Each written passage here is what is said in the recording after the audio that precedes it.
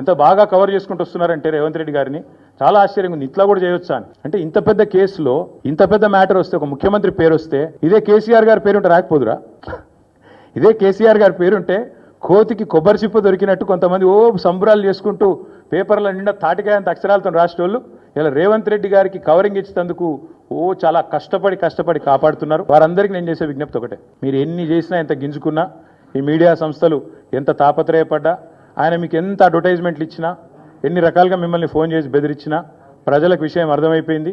ఈయన ఒక లొట్టపీసు ముఖ్యమంత్రి, ఈయనతను ఏం కాదు అని అర్థమైంది. కాబట్టి మీరు కూడా దయచేసి నిష్పక్షపాతంగా వార్తలు ప్రజలకు చెప్పండి. లేకపోతే సోషల్ మీడియా ఉంది, మీరు చెప్పినా చెప్పకపోయినా సోషల్ మీడియా ద్వారా ప్రజలకు అన్నీ తెలుస్తాయి. తెలియదు మేము పిల్లి కదా కళ్ళు మూసుకొని పాలు తాగితే తెలియదు అనుకుంటుంది అన్నట్టు, మేము రాయకపోతే వార్తనే కాదు, మేము రాయకపోతే మేము నొక్కేస్తే ఎవరైనా కూడా చెప్తూ వాస్తవాలు చెప్తున్నాం. మీకు అబద్ధం అనిపిస్తే నేనేం చేయాలి? కానీ చాలామంది రాస్తలేరు, మరి ఏం చేయాలి? మరి మా బాధ మేము చెప్పుకోవాలి కదా, ప్రజలకన్నా చెప్పుకోవాలి కదా.